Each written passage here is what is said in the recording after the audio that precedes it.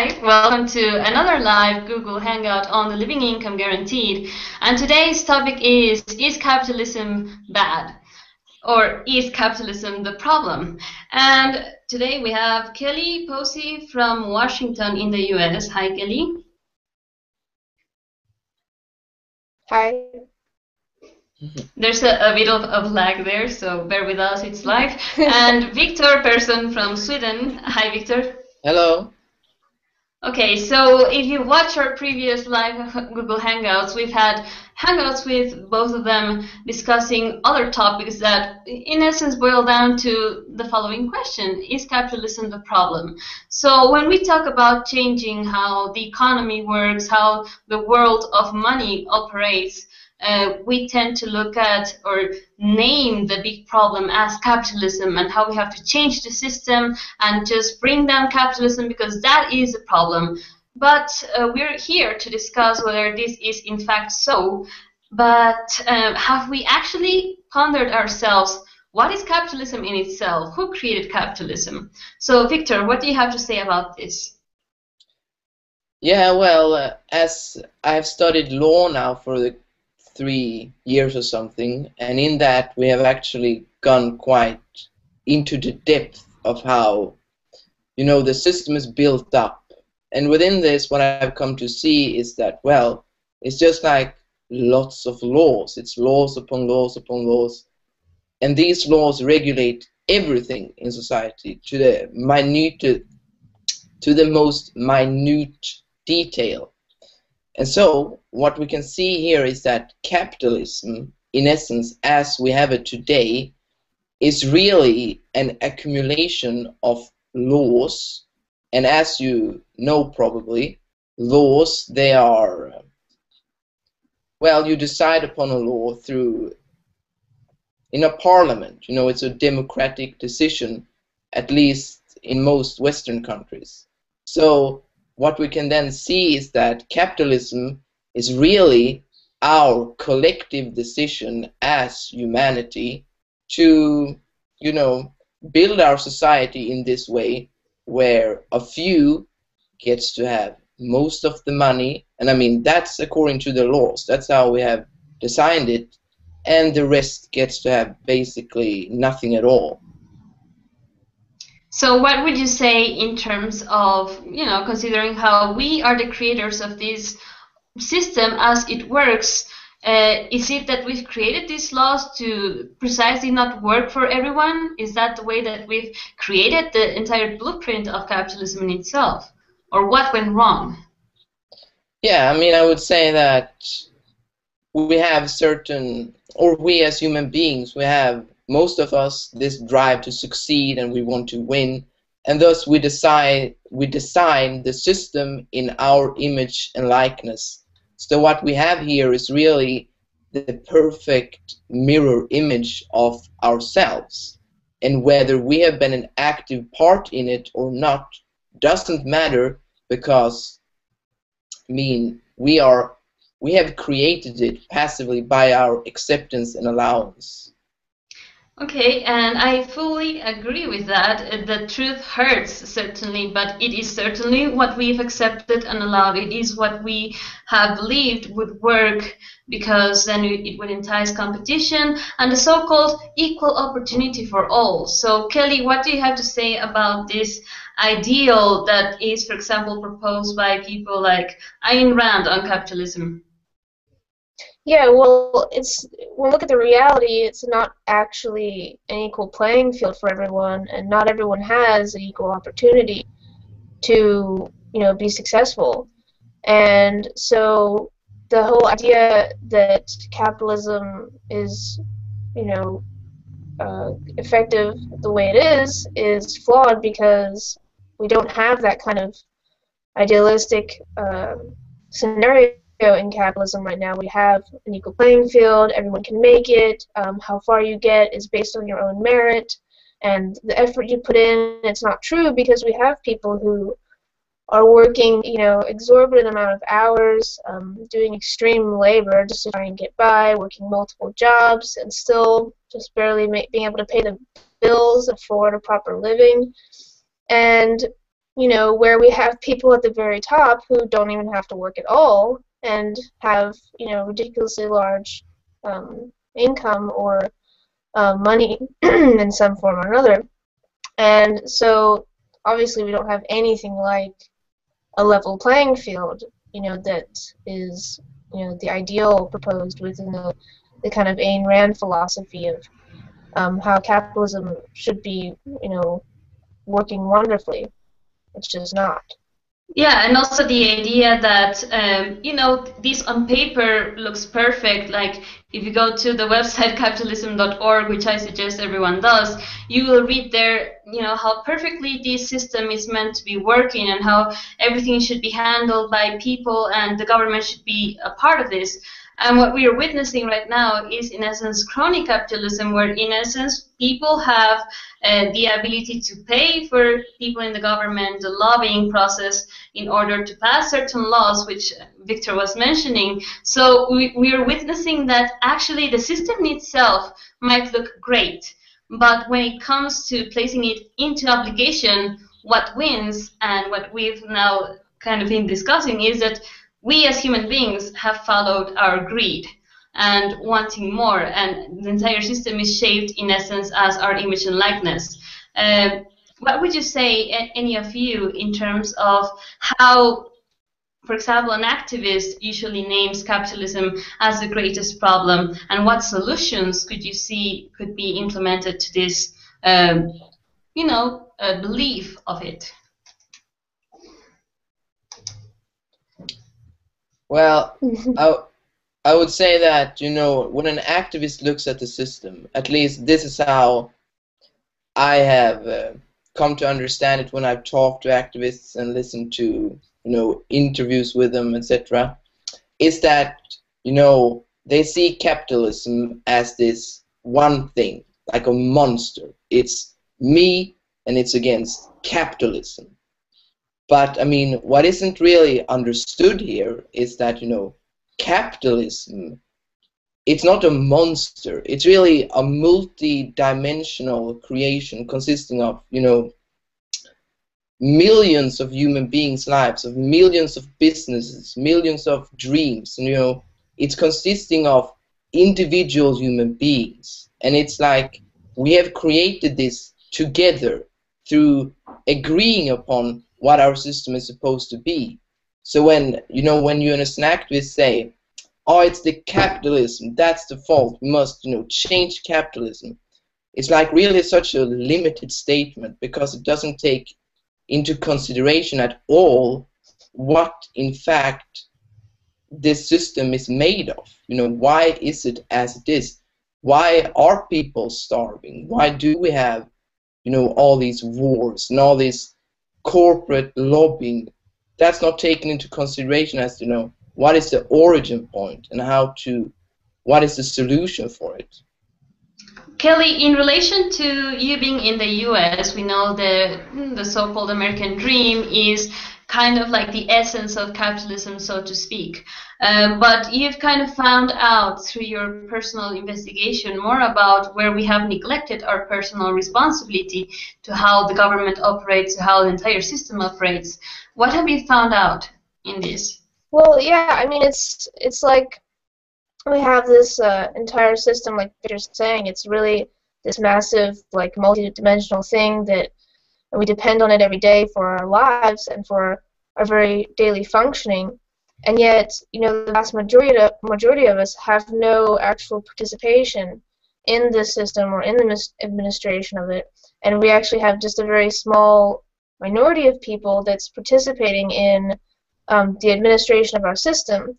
And there's a lot of jobs that are behind the scenes within our governmental system that most of us have no idea about that takes place.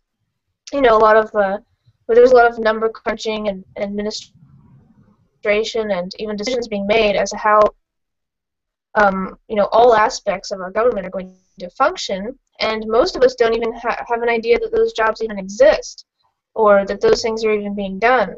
And so what we have is all this responsibility for how our lives and our system is going to operate is being put on a very small percentage of the population, which isn't a very balanced situation because you put a lot of pressure on a small amount of people to administrate life for the vast majority of people. So it's it doesn't go so well when we don't have everyone involved in the decision-making process, and that's what kind of feeds that whole point of separation from the system, and where we can blame the system, because then we can say, oh, well, it was someone else making the decisions and someone else doing it to me, so it's the government or it's capitalism that's doing it, when we haven't considered the fact that, for the most part, most of us aren't even participating in the system, and through our lack of participation, we're just as responsible for how this system has come about. The rules that have been made, like Victor was saying, how we have lobbyists, government, we have interest groups and corporations that lobby to have certain laws in place that are in their favor, and all that's going on, and we're just allowing it to happen. When why aren't we there?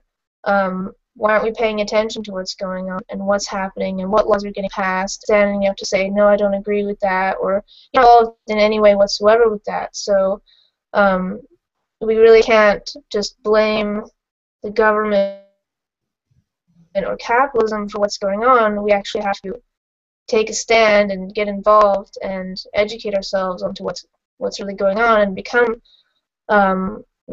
involved within the system, instead of just trying to remain separate from it and in a point of blame, like, this system isn't working, it's bad, it's wrong, it's a dirty word.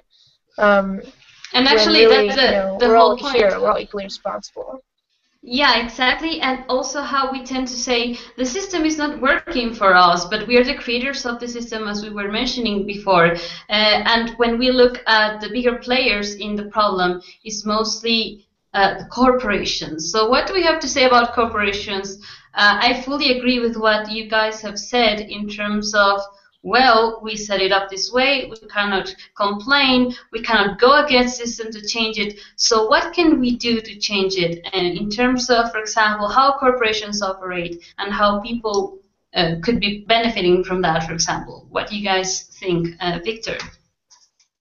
Yeah, well, corporations, they are constructed basically so that a couple of people come together, they place their investments together, and in doing that, they create a new legal entity, and that is called then the corporation.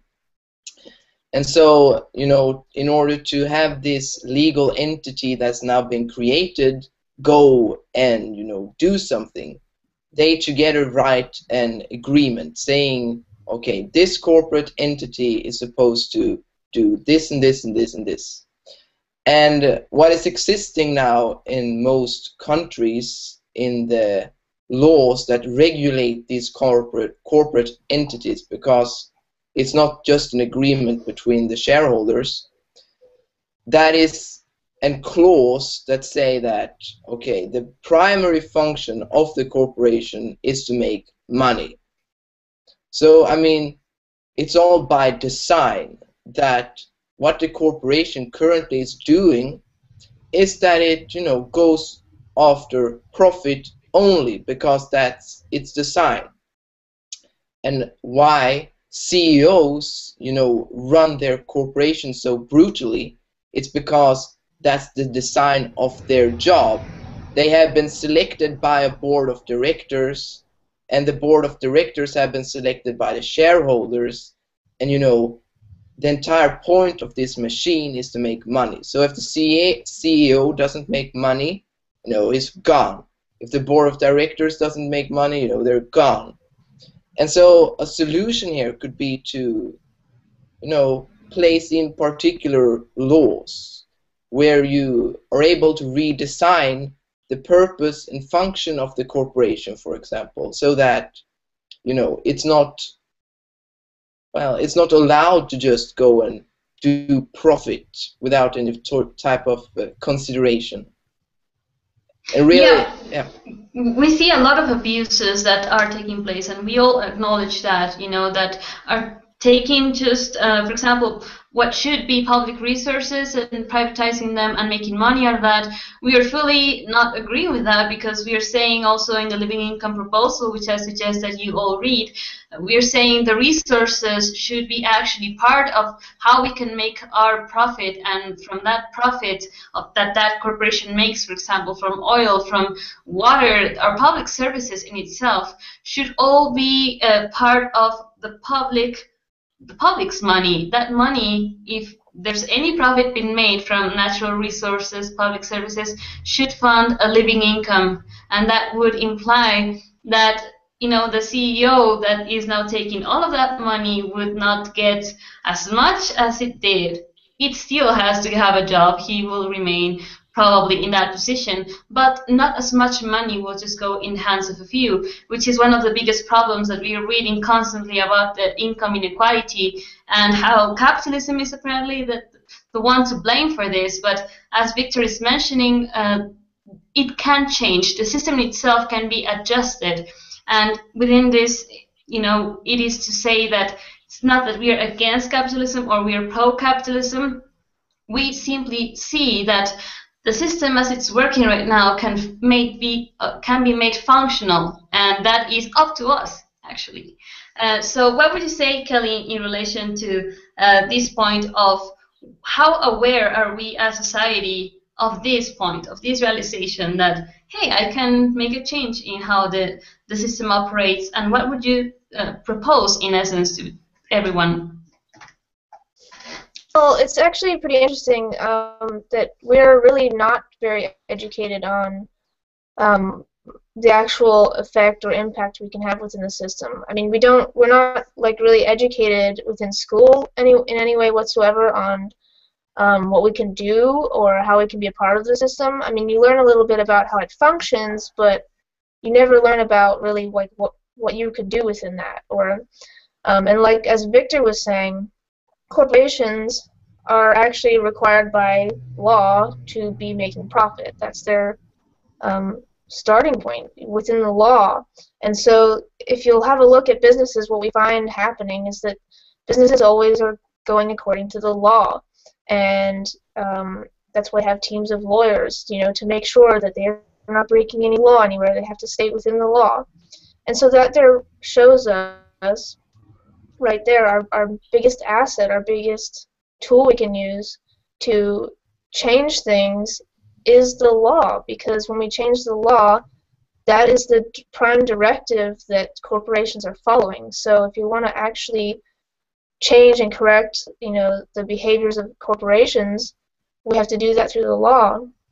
And so what's required is for, you know, each and every individual to educate themselves on how our system works, because that's not provided in education. I mean, I even went to college and took a class on U.S. politics, and within that, it's like you get some more details, but you still don't even get a really in-depth understanding of how the system works, let alone how you can participate in it. So what's suggested is to just start investigating this point, you know, in your community, on the internet, researching, you know, how politics is working in the country, how political decisions are made, what are your options, what can you do, you know, what political parties are there, what groups are there, what's going on, what can you participate in to start to learn about the system and how it functions, and to see what's possible for you to do within it. Because, I mean, it's really a massive education process, because so many of us really have been so separate from the system that we have no idea really what we can do. And that's why we have things like protesting and revolts, because we don't have any idea of how to work within the system, and so we just think all we can do is lash out and retaliate, or just, you know, hold up a sign and just say, I don't like this. But so it's just like a symptom of like feeling disempowered, mostly, when we believe that there's nothing we can do against the monster, as Victor was mentioning as well. So, you know, that also comes through as we have to step out of that position of being the victims of this big system or just the minority, and actually realize that it's in our hands and we can decide how we make the system function for ourselves. We have a question from Gabriel, and this is to Victor. What is your perspective on the nationalization to make the people be involved directly on public issues? Yeah, with you mean in this then the League proposal? Yes, that is correct. Yeah, well, I would say that in doing that, you know, then if we get people in our country involved in our company, and you know, this company utilize the resources of their country, then I mean it's common sense that if you are a shareholder in that company, you won't abuse the environment. I mean, you won't abuse the citizens of your country to make profit, because I mean you're the recipient of what your company do. So I guess that in spreading out the ownership like that through nationalization, it would have the effect that it would not be, you know, the corporation would get more of a, what do you say, it would be more considerate, because it consists of people that are actually affected by the decisions of the corporation. They are owning it. Yeah, exactly. That's the whole point, where we as citizens can become the shareholders of such companies, and as such make of capitalism work for us directly by this process that it's very pertinent to discuss maybe in another hangout in terms of nationalization, which many examples have passed before in history, but never before within the context that we are suggesting it as an entire model, which is the living income, which is also the way that, as we've been mentioning, the way to make of a basic income a sustainable part of the economy in itself. We have another comment from Rebecca. It says, so the market morality has to be aligned to human rights in common sense of what builds a human to become their full potential. So what would you say about market morality, Kelly? Well, that's a point, because what we have today is really a system that you aren't able to, you know, live your full potential. And I mean, because what we have in our labor currently is a lot of people who have extra skills, have degrees and things, but are having to take, you know, low-paid jobs, which are not very fulfilling, or really are jobs that are, you know, like in the fast food or service industry, which really kind of just functions only to be making profit, and doesn't really actually in any way provide any kind of real benefit to our world and reality. And we have so many people who are, you know, maybe not suited for the jobs that they're in, but aren't able to get into jobs. Like, for example, there's probably lots of people who would like to be a doctor, but to be a doctor you have to have had money. You have to come from a background of money where you can get into all of the schools that you need to do to get the training. And, you know, there's been research, it's been documented that people from a very low income background, it's extremely likely that you're ever going to end up in a position of such as a doctor. And so we have a really ineffective system, because you can have the potential to you know, do a lot of things, but none of that potential can be utilized in any way, because the only jobs that are available are just these kind of menial service jobs. And so we definitely need to you know, correct this so that we can have people be doing things that are more suited to their abilities and potential. And there is really so much work that needs to be done in this world that does require more than what your service job requires, in terms of, like, we need to understand our ecosystem and environment and how to properly maintain that. And I mean, really, there's a myriad things that we need to be doing, but within our current system, it's you have to just go with whatever jobs are available, and most of those are just these, menial service jobs. So we're really not tapping into the full potential of the people in any way whatsoever. So that's definitely something that I see that the League would help with that, because through that it gives people more of a choice, in what they will participate in and what they will work in, and frees up to be able to pursue education and different skills and things for those who have the capacity and ability to do far more than they've been able to, have access to the education and training for. So more than saying that, for example, we have to create a morality within capitalism, is more like saying that we have to make things work properly for everyone.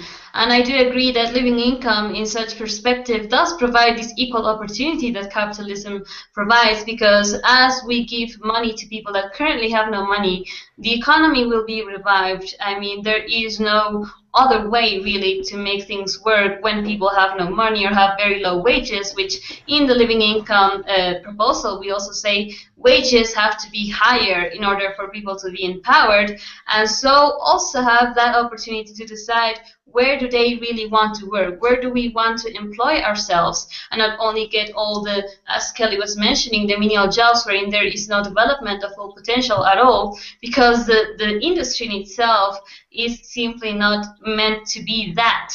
So money certainly will empower us all, and that is why we propose that, and suppose as well, because it hasn't yet been implemented, that living income is the immediate solution to make of capitalism a system that is able to function and work for everyone without any exception. So guys, we have reached the end of the Hangout. Any last words that you'd like to share in relation to capitalism, maybe a conclusion on whether it's bad or not? Is it evil? Is it being meant to be like the monster, the 1% monster? What do you guys say? Well, I would say that, we are that monster. Is us. We've created it, whether directly or indirectly through our lack of participation. So it's on us to become the solution by educating ourselves on how it works, because it is what's here, and learn how to become a participant of it so that we can change it from within it. Perfectly said, and I fully agree. That implies that we are responsible for it. What we are living in as the system is our reflection, and as such it is in our hands to do something about it. So that's why we say living income is a proposal that can be, in essence, be implemented through politics, and for that we have to reunite ourselves as people voting for a common goal, which is what we are proposing as well. Victor?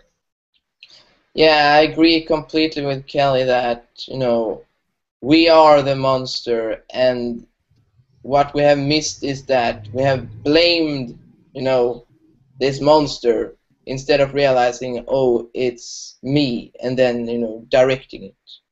And that we do then through politics. We direct this monster we've created through going into politics and making sure that we don't design the system anymore to be a monster, but instead something that is supportive and cool for everyone. Yeah, precisely. I fully agree with that. And also considering that right now we've made of things the work they do because we buy, because we consume. And so we cannot really just wash our hands from the problem and believe that it's just a few men's problem. It is about all of us participating in it. So there's a lot of self-reflection that we are essentially inviting everyone to also go through in terms of looking at capitalism. And whenever we see capitalism, to rather say, I'm looking at myself, our creation, so what can we do about it? So thanks a lot, guys, for participating, for your time. We'll see you hopefully in some other Hangouts as well. And to you guys, thanks for tuning in, and see you next week. Bye. Bye.